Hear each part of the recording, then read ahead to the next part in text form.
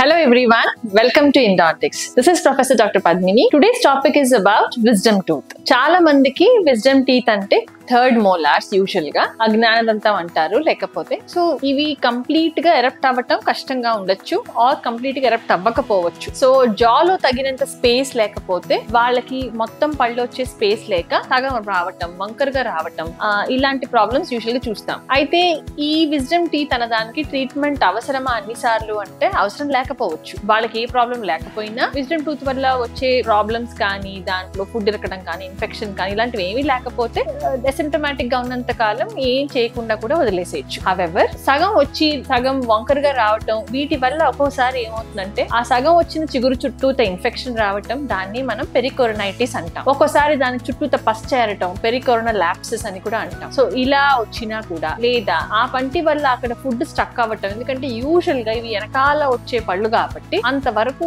Brush తో కూడా clean చేయటం సహజంగా వీలు పడదు. సో దాని వల్ల అక్కడ ఫుడ్ లాడ్జ్ అయిపోయి డెబ్రీ చేరుకుపోయి అక్కడ క్యావిటీస్ రావటం, లేకపోతే ఫుడ్ స్టక్ అయ్యి దాని ద్వారా పక్క పంటికి అంటే దాని ఉన్న ముందు పన్ను పాడవటం సహజంగా జరుగుతూ ఉంటుంది. అలాంటి సిచ్యువేషన్ లో కానీ, ఇన్ఫెక్షన్ ఉన్నప్పుడు కానీ extraction of that wisdom tooths చెప్తాము. సో ఈ ఎక్స్ట్రాక్షన్ అన్నది మిగతా పళ్ళు వేరే అన్ని బాగా వచ్చిన పళ్ళు తీసినంత సులభంగా ఉండదు. కొంచెం టైం పడుతుంది. కొంచెం సర్జికల్ ఎక్స్ట్రాక్షన్ లాగా చేయాల్సి ఉంటుంది. అవసరమైతే బోన్ లోనే సగమే వచ్చి ఉంటాయి కాబట్టి మిగతాది బోన్ చుట్టూతా ఉంటుంది కాబట్టి కొంతవరకు బోన్ ట్రిమ్ చేసుకొని ఆ పన్ను తీయటం, తర్వాత ఒక 4-5 కుట్లన్నా పడుతుంది ఒక్కొక్కసారి.